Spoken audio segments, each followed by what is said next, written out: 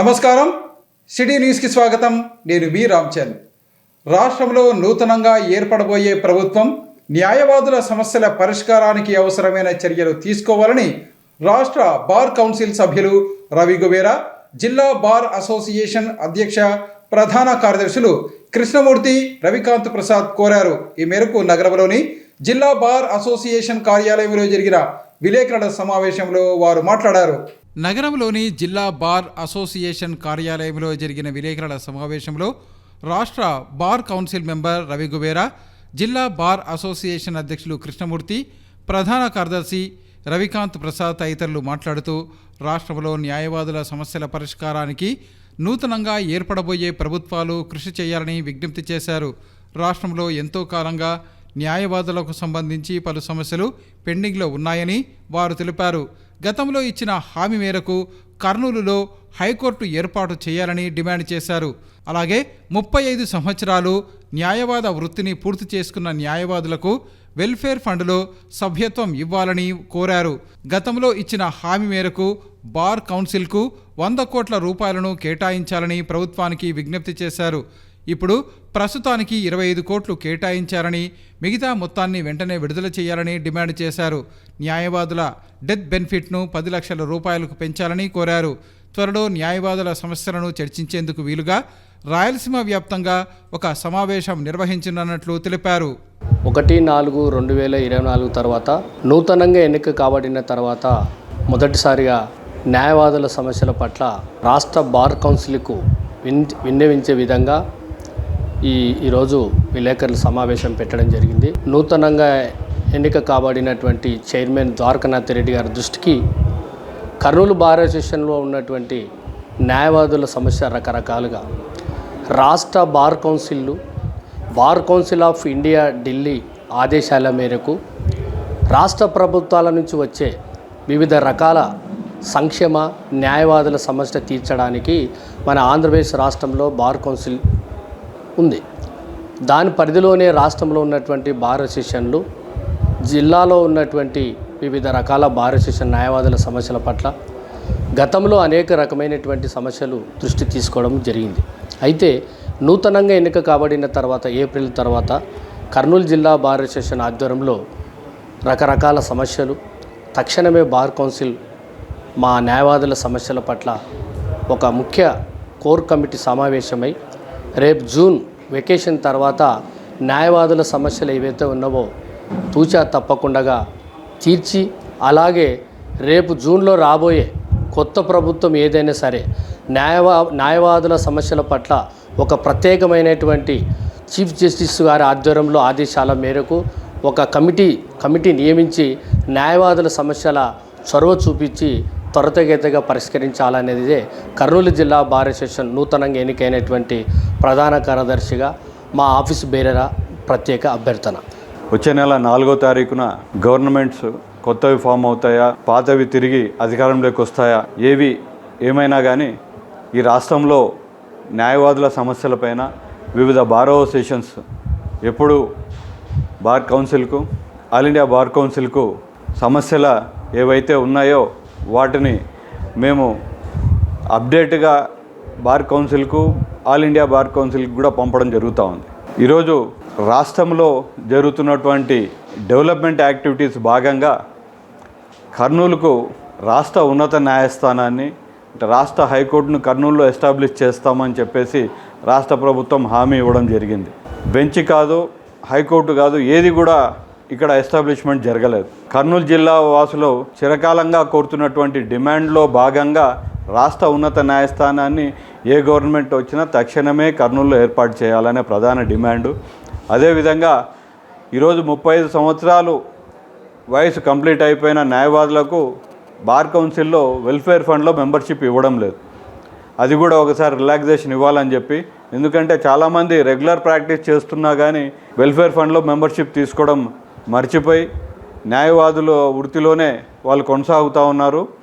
కాబట్టి ఏదైతే 35 years relaxation restrict చేశారో అది రిలాక్స్ ఇవ్వాలని చెప్పేసి కర్నూలు జిల్లా బార్ అసోసియేషన్ ఆధ్వర్యంలో డిమాండ్ చేస్తూ ఉన్నాము.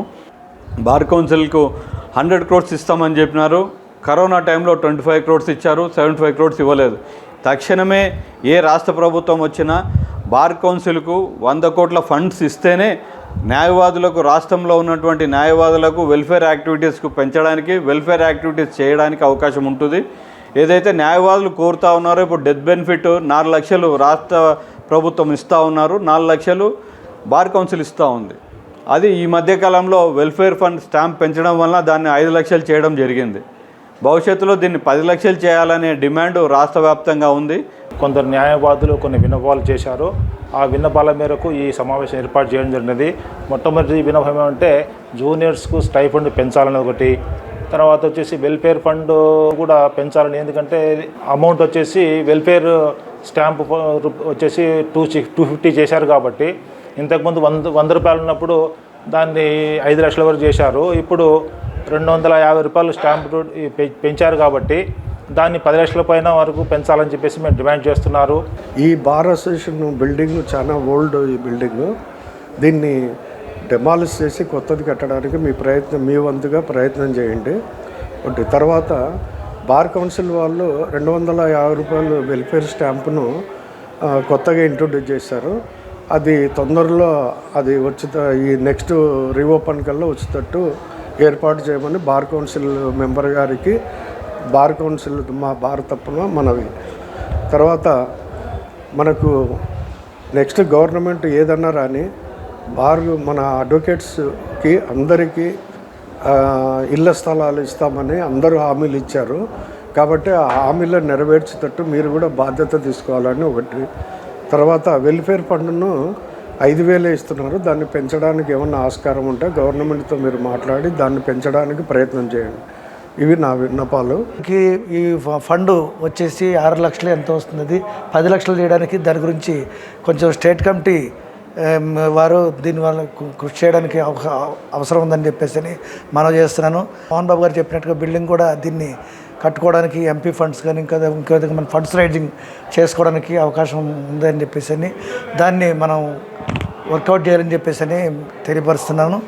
అదేవిధంగా ఈ జూనియర్ న్యాయవాదులకి 5,000 కాకుండా ఇంకా కొంచెం అమౌంట్ పెంచడం కూడా అవకాశం అయితే బాగుంటుందని చెప్పేసి మనం చేసుకుంటున్నా. ఈ సంవత్సరం 2024 మార్చి 31 తేదీన మరి బార్ అసోసియేషన్ ఎన్నికలు జరిగినాయి.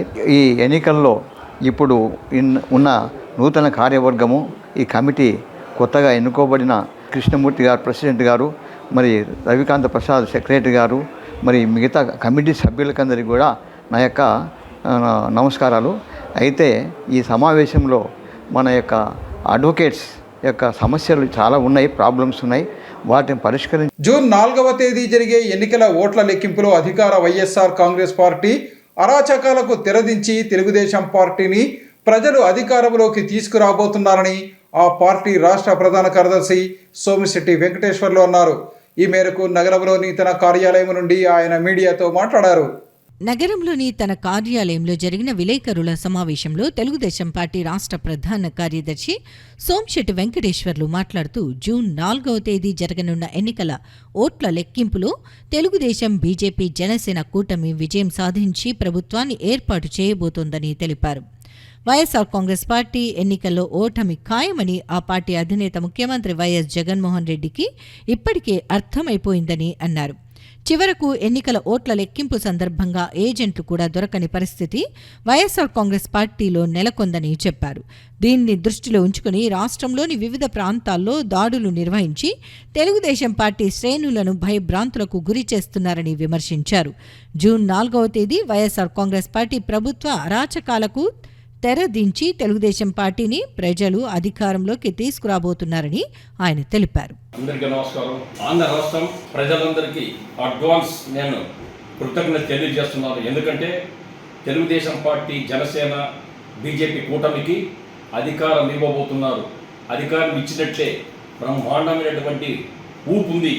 మీరందరూ ప్రజానికం వచ్చి ఓట్లు వేసి అత్యధిక సంఖ్యలో వచ్చారు. కనీవిని రీతిలో పర్సెంటేజ్ పోలైంది. ఈ పోలింగ్ ఈ యొక్క జగన్మోహన్ రెడ్డికి ఇవాళ తెలుగుదేశం పార్టీ కానీ, జనసేన కానీ, బీజేపీ కానీ కూటమి విజయ డంక మోగిస్తుంది అనేది ప్రతి ఒక్కరికి అర్థమైపోయింది. జగన్మోహన్ రెడ్డికి అర్థమైపోయింది. ఇంకా నేను చేతులు ఎత్తేసాను, నా పని అయిపోయింది అని చెప్పేసి ఇవాళ 100% ఆయనకు కూడా ఇవాళ మనసులో పడిపోయింది. అయితే ప్రతి ఒక్కరు కూడా వైఎస్ఆర్ పార్టీ వాళ్ళు నేను ఒకటే విన్నవిస్తున్నా, మీరు ఓడిపోతున్నారని చెప్పి నిర్ధారించేయాలా. ఒకటి నిర్ధారణ అయిపోయారు, కానీ మీరేమంటే రేపు పోలింగ్ రోజు, కౌంటింగ్ రోజు ఎక్కడ ఏజెంట్ కూర్చొని కౌంటింగ్ ఏజెంట్ కూడా దొరకరనే భయంతో వాడి మళ్ళీ జగన్మోహన్ వస్తున్నాడు. జగన్మోహన్ ముఖ్యమంత్రి అవుతున్నాడు. 9వ తారీఖు వైజాగ్లో ప్రమాణ స్వీకారం చేస్తున్నాడు. ఈ కళ్ళబల్లి మాటలు కట్టిపెట్టాడయ్యా, ఓడిపోతున్నారా, మీరు ఇంటికి పోతున్నారా, ఎక్కడ పడితే అక్కడ రౌడీజం చేస్తున్నారు, అల్లరి చేస్తున్నారు, ఏదోదో భయభ్రాంతులు చేస్తున్నారు. ఓడిపోతారనే భయంతో ఇవన్నీ సృష్టిస్తున్నారు. ఒకటే రాష్ట్ర ప్రజలతో ఏకకంఠంతో ఒకే నిర్ధారించి చంద్రబాబు నాయుడు ముఖ్యమంత్రి కావాలా. ఈ రాష్ట్రం భవిష్యత్తు బాగుండాలా. కేంద్రంలో బీజేపీ అధికారం రావాలా, అక్కడ మోదీ రావాలి, ఇక్కడ చంద్రబాబు నాయుడు ముఖ్యమంత్రి కావాలి. ఈ రాష్ట్రాన్ని సర్వనాశనం చేశాడు, దివాలా తీయించాడు, మా ఆస్తులు గుంజుకుంటానే భయంతో ఇవాళ ప్రజలందరూ కూడా ఏకకంఠంగా ఓటు వేసి చంద్రబాబు నాయుడు తెలుగుదేశం పార్టీ అధినేత ముఖ్యమంత్రి చేయాలని కోరికతో ఇవాళ ప్రజలందరూ ఏకకంఠ వచ్చారంటే అది ప్రజల యొక్క ఆశీర్వాదం, చంద్రబాబు నాయుడు నమ్మకం, కూటమి పైన ఉన్న నమ్మకం. కాబట్టే నేను మరొకసారి మీరందరూ పెద్ద ఎత్తున ఓట్లు వేసి గెలిపిస్తున్నారు. మీకందరికీ తెలుగుదేశం పార్టీ చంద్రబాబు నాయుడు తరఫున ఉదయపూర్వక నమస్కారం తెలుస్తున్నాను. తొలి తెలుగు వాగ్గేయకారుడు, పదకవిత పితామహుడు తాళ్లపాక అన్నమాచార్యుల 616వ జయంతి వేడుకలను ఈ నెల 23వ తేదీ ఘనంగా నిర్వహిస్తున్నట్లు గోదా గోకులం వ్యవస్థాపక అధ్యక్షుడు మారం నాగరాజ్ గుప్తా తెలిపారు. ఈ కార్యక్రమంలో భక్తులు అధిక సంఖ్యలో పాల్గొని విజయవంతం చేయాలని ఆయన కోరారు. తొలి తెలుగు వాగ్గేయకారుడు, పదకవిత పితామహుడు తాళ్లపాక అన్నమాచార్యుల 616వ జయంతి వేడుకలను వైశాఖ పూర్ణిమ ఈ నెల 23వ తేదీ గురువారం కర్నూలు శివారులోని గోదా గోకులంలో అత్యంత భక్తి శ్రద్ధలతో నిర్వహిస్తున్నట్లు గోదా గోకులం వ్యవస్థాపక అధ్యక్షులు మారం నాగరాజ్ గుప్తా తెలిపారు. ఈ సందర్భంగా తిరుమల తిరుపతి దేవస్థానం, అన్నమాచార్య ప్రాజెక్టు, కర్నూలు జిల్లా కళాకారులచే బృందగానం, అన్నమాచార్య జీవిత చరిత్ర హరికథ, నృత్య నీరాజనం తదితర కార్యక్రమాలు ఏర్పాటు చేస్తున్నట్లు తెలిపారు. 32,000 సంకీర్తనలతో కలియుగ ప్రత్యక్ష దైవమైన శ్రీనివాసుని సేవించి తాను తరించడమే కాకుండా నాటి నుండి నేటి సమాజం వరకు ఎందరికో భక్తి మార్గాన్ని చూపిన అన్నమయ్యను సేవించుకోవటం మన అదృష్టంగా భావించాలని అన్నారు. ఈ కార్యక్రమంలో గోదా పరివారం సభ్యులు పాలాది సుబ్రహ్మణ్యం, పెరుమాళ్ల బాలసుధాకర్, పాలాది వెంకట సుబ్రహ్మణ్యం, వేముల జనార్దన్, ఇటికాల పుల్లయ్య, చిత్రాల వీరయ్య, భీమిశెట్టి ప్రకాష్, తలుపుల శ్రీనాథ్, వేముల రవిప్రకాష్, అర్చకులు కిరణ్ భట్టార్, శేషాచార్యులు, లక్ష్మీనారాయణాచార్యులు, మహేశాచార్యులు, లింగం వెంకటకృష్ణయ్య, డివి రాము, ఇల్లూరి రామయ్య, కస్తూరి శేషయ్య తదితరులు పాల్గొన్నారు. వైశాఖ పూర్ణిమ గురువారం రోజు అన్నమాచార్యుల వారి జయంతి ఉత్సవాలు మన గోదా గోకులంలో వైభవంగా జరప సంకల్పించాము. 616వ జయంతి. ఇప్పుడు ఆ శ్రీనివాసుని కలియుగ దైవమైనటువంటి వెంకటేశ్వర స్వామిని 32,000 కీర్తనలతో కీర్తించి వారు ధరించి అప్పటి నుండి ఇప్పటి వరకు ఈ సమాజంలో ఉన్నటువంటి ప్రతి ఒక్కరికి కూడా తరింపజేసేటువంటి లాగా భక్తితో ఆర్తితో వారు రాసినటువంటివి మనసారా మనం కీర్తిస్తే భగవంతుడు ప్రత్యక్షమవుతాడు. ఇప్పుడు మనకు కూడా అలాగా వారు చేసి ఎంతో రుణపడి ఉన్నాం వారికి. వారి రుణం కొద్దిగా తీర్చుకోవడం కోసం మనము వారిని మతికి చేసుకుంటూ ఈ జయంతి ఉత్సవాలను జరుపుకుంటున్నాము. కర్నూలు జిల్లా అన్నమాచార్య ప్రాజెక్టు కళాకారుల వారిచే ఈ సంకీర్తన కార్యక్రమాన్ని ఏర్పాటు చేశాము. ఉదయం ఆలయ ప్రాంగణంలో నగర సంకీర్తన చేసుకొని పూజాది కార్యక్రమాలు ముగించుకొని బృందగానం ప్రథమంగా చేసుకుంటున్నాము. ఉదయం 9 గంటల నుండి 1 గంట వరకు ఈ కార్యక్రమాలు ఉంటాయి. బృందగానం అనంతరము హరికీర్తన చందనం అనేటువంటి ఈ అన్నమాచార్య సంకీర్తనలు పాడతారు. తర్వాత అన్నమాచార్య వారి జీవిత చరిత్ర గురించి హరికథామృతము కూడా ఏర్పాటు చేయడం జరిగింది. దాని తర్వాత నృత్య నీరాజనం అని నాట్యం ద్వారా కూడా ఆ అన్నమాచార్య వారికి నీరాజనం హారతులు పలకడం జరుగుతుంది. ఆ తదుపరి మహాప్రసాదం కూడా ఏర్పాటు చేయడం జరిగింది. కావున ఈ భక్తులందరూ కూడా అందరూ రావాలని మా విన్నపము. ఈ గోదా గోకులంలో సభ్యులందరం కూడా కలిసి ఈ ఏర్పాట్లు చేసుకున్నాము. జై శ్రీమన్నారాయణ. విద్యార్థులు చదువుతో పాటు క్రీడల్లో రాణిస్తే ఉజ్వల భవిష్యత్తు ఉంటుందని 85 పాఠశాల ప్రిన్సిపల్ జోసెఫ్ డేవిడ్ అన్నారు. ఈ మేరకు పాఠశాలలో ఏర్పాటు చేసిన వేసవి తైక్వాండో శిక్షణా శిబిరం ముగింపు కార్యక్రమంలో ఆయన పాల్గొన్నారు. నగర శివారులోని ఎడిఫై పాఠశాలలో కరాటే శిక్షకులు వెంకటేష్ ఆధ్వర్యంలో ఏర్పాటు చేసిన వేసవి తైక్వాండో శిక్షణా శిబిరం విజయవంతంగా ముగిసింది. ఈ సందర్భంగా జరిగిన కార్యక్రమంలో ఎడిఫై పాఠశాల principal doctor Joseph David, coordinator Suresh తదితరులు పాల్గొన్నారు. ఈ సందర్భంగా వారు మాట్లాడుతూ విద్యార్థులు వేసవి సెలవులను ఇతర కార్యక్రమాలతో దుర్వినియోగం చేసుకోకుండా తైక్వాండో శిక్షణ ద్వారా సద్వినియోగం చేసుకోవటం అభినందనీయమని తెలిపారు. విద్యార్థులు చదువుతో పాటు క్రీడల్లో రాణిస్తే ఉజ్వల భవిష్యత్తు ఉంటుందని వివరించారు. క్రీడల్లో రాణించిన వారు విద్య, ఉద్యోగ, ఉపాధి రంగాలలో మంచి అవకాశాలు ఉన్నాయని తెలిపారు. కరాటే లాంటి మార్షల్ ఆర్ట్స్లో శిక్షణ పొందడం వల్ల శారీరక, మానసిక ఆరోగ్యం మెరుగుపడి చదువుల్లోనూ రాణించే అవకాశం ఉందని వివరించారు. ఈ సందర్భంగా శిక్షణలో పాల్గొన్న క్రీడాకారులకు బహుమతులను అందజేశారు. We had a summer camp. This is the third year that Edify World School Kurnool is having a summer camp successfully, and today was a closing ceremony, a beautiful ending to a journey that is going to continue. So we will have a summer camp next year again. So please wait for 1st of May for Nipuna 2025. ఇవి ఈనాటి city news. తిరిగి రేపు ప్రసారమయ్యే city న్యూస్లో మళ్ళీ కలుసుకుందాం. అంతవరకు సెలవు. నమస్కారం.